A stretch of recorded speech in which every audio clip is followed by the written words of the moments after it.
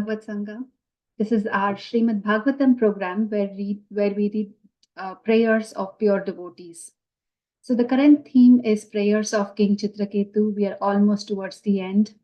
We have one more session of this, and then we will be starting with a new session. But today we have an amazing young Vaishnavi, Vandya, who will be presenting prayers of King Chitraketu. These are from Srimad Bhagavatam, Canto 6, Chapter 16, verse 34 to 48. Hare Krishna, Vandya. Hare Krishna devotees, today I will be talking about the prayers of King Chitraketu.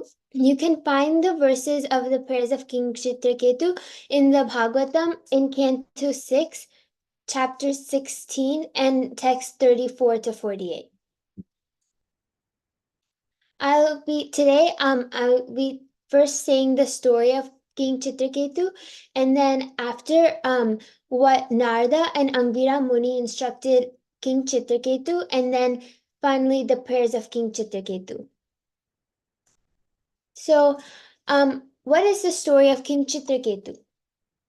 In the province of Shurasena, there was a king who was named King Chitraketu, and he ruled the entire earth.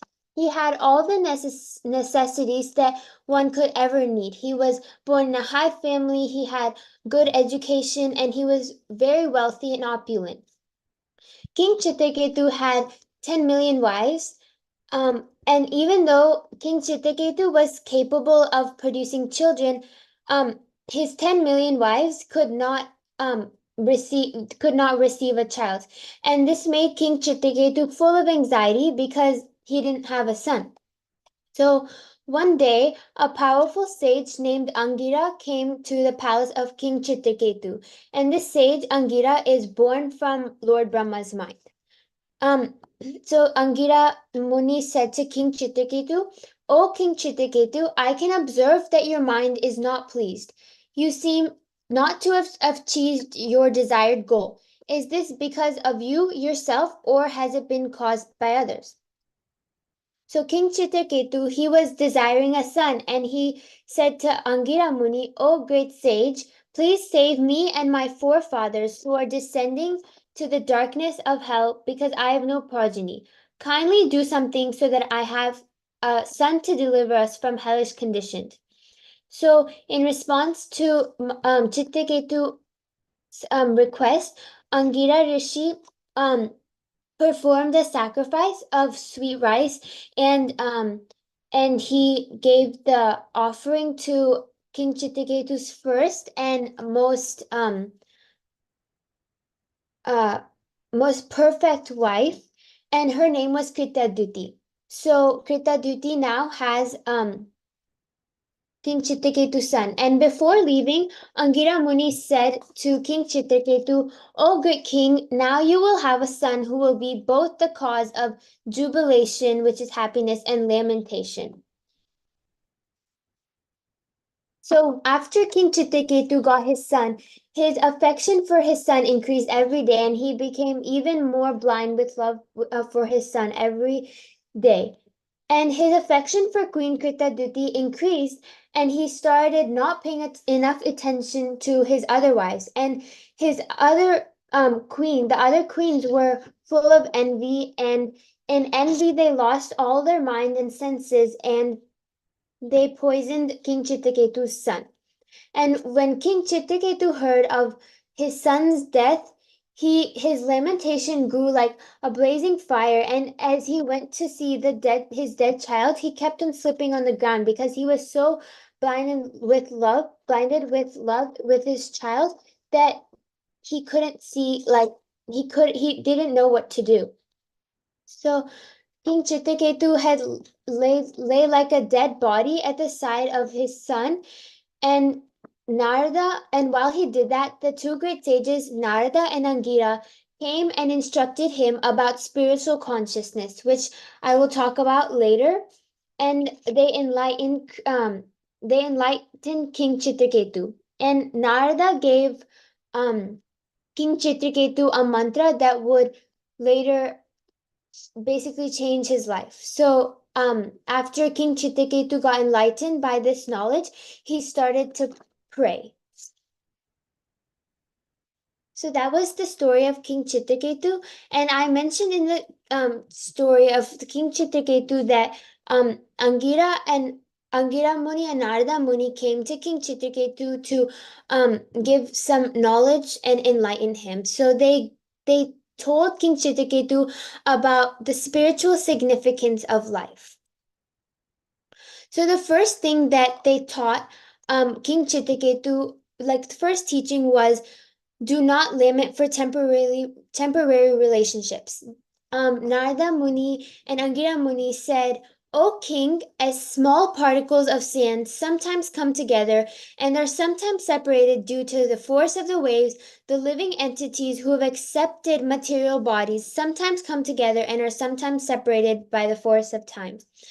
So I'm not saying that you should not care about your material relationships and just be by yourself, but these relationships are just temporary and sometimes they come together and sometimes and they will be separated by the force of time.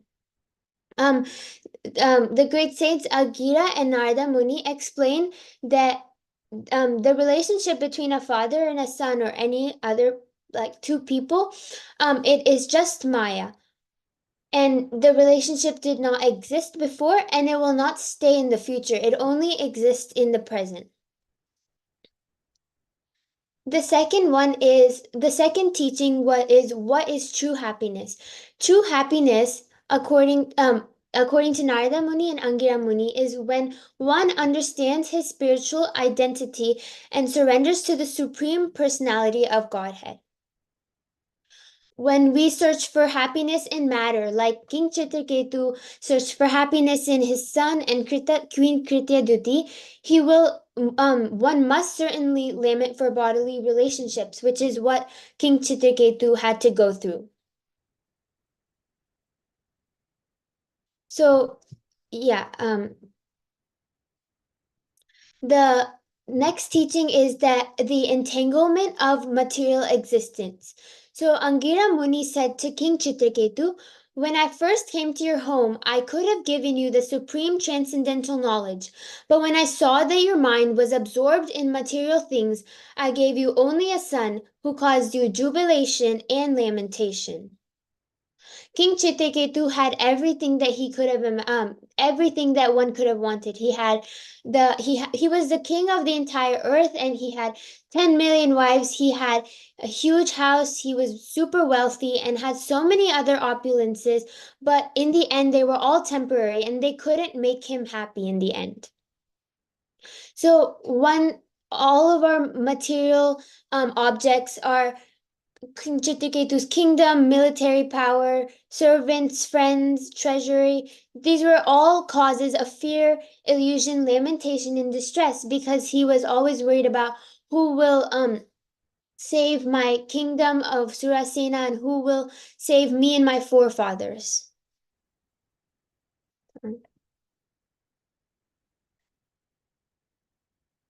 Um,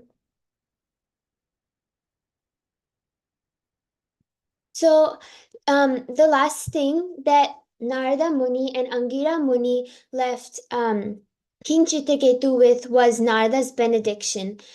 So, Narada Muni said to King Chitraketu, my dear king, attentively receive from me a mantra which is most auspicious. After accepting it from me, in 7 nights you will be able to see the Lord face to face. And he also said that in former days, Lord Shiva and other demigods also took shelter of lotus feet of Krishna in the same way, and they immediately got free from this illusion and they achieved high places in spiritual life. And Narada said to King Chitraketu that you will also soon attain that same position.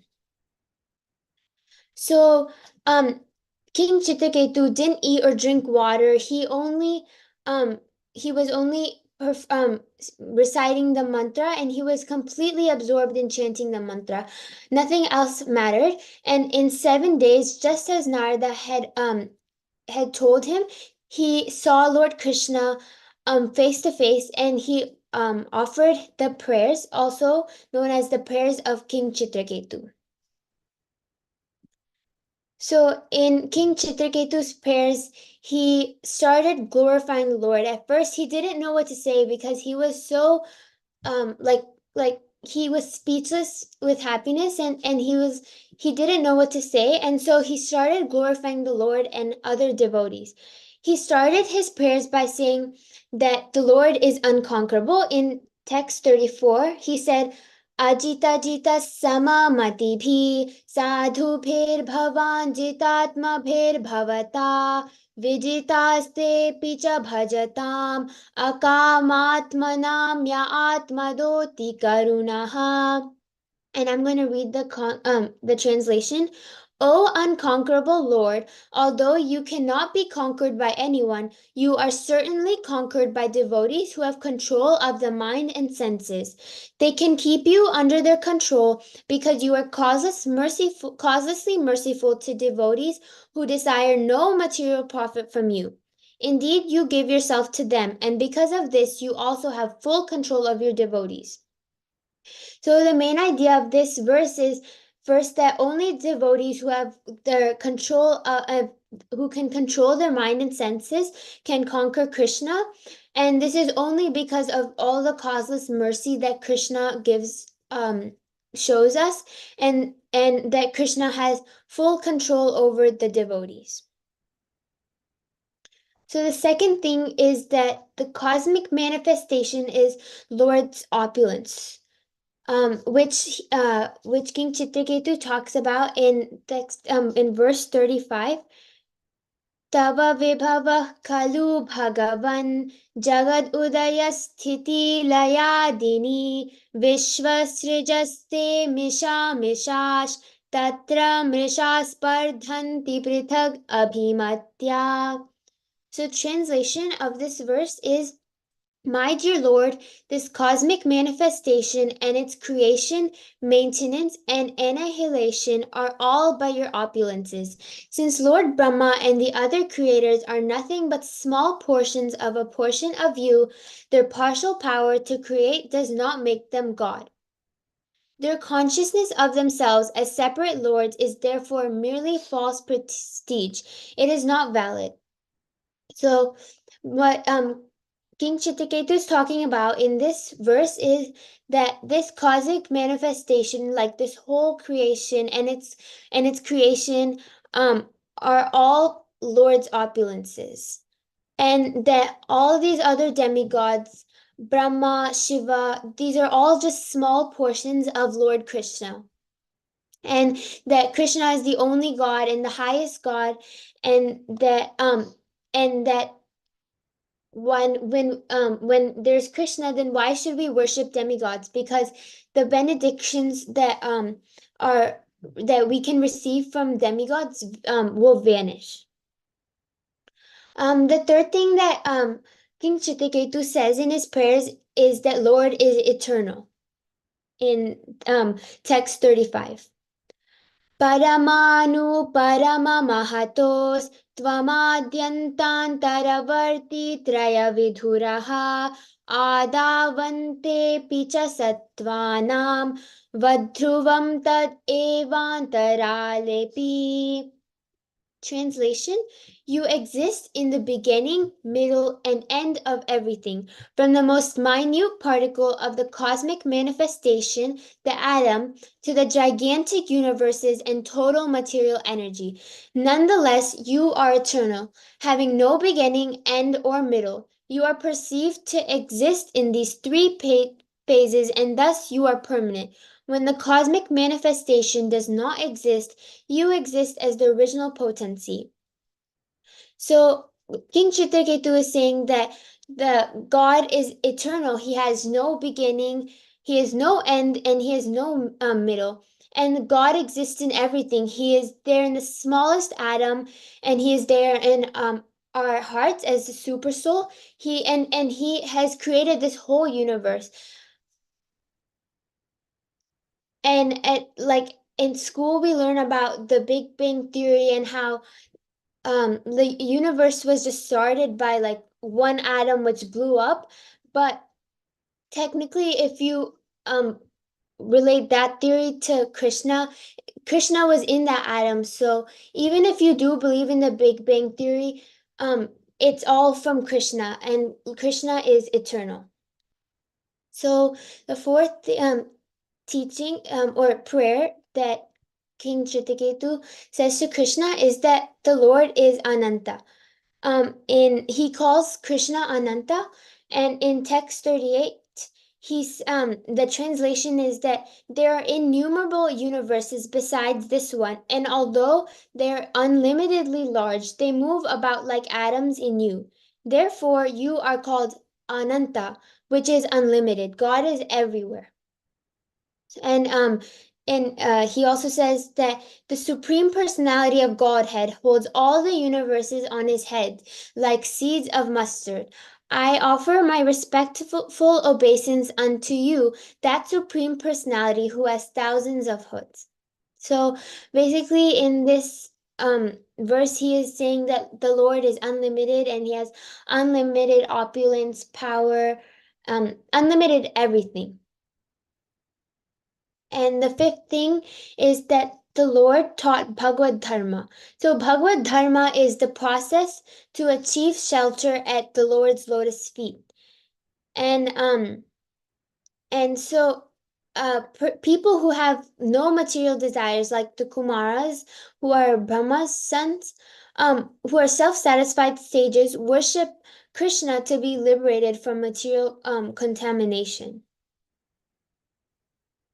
And this contamination, it leads to the next point, which is seeing Supreme Personality of Godhead. All our contaminations and all of our sins are wiped.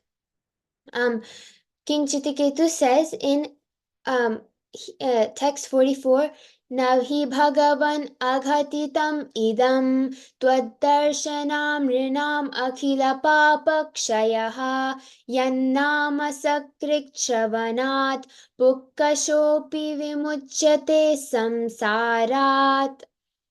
My Lord, translation is, My Lord, it is not impossible for one to be immediately freed from all material contamination by seeing you.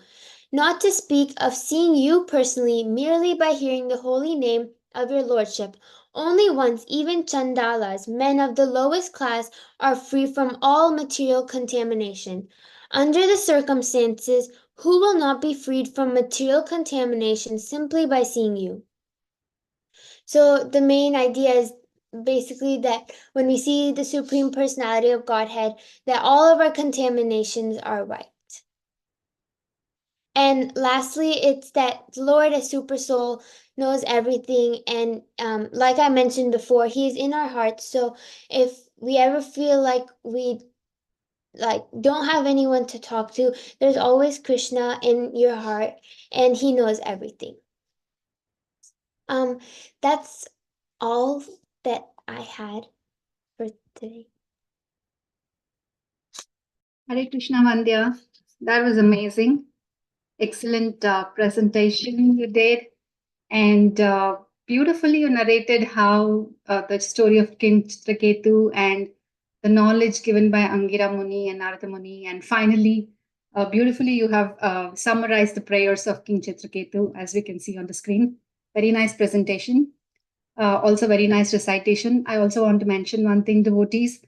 The message we send every week for BhagavatSanga, along with the YouTube link of all the verses, that is recited by Vandya.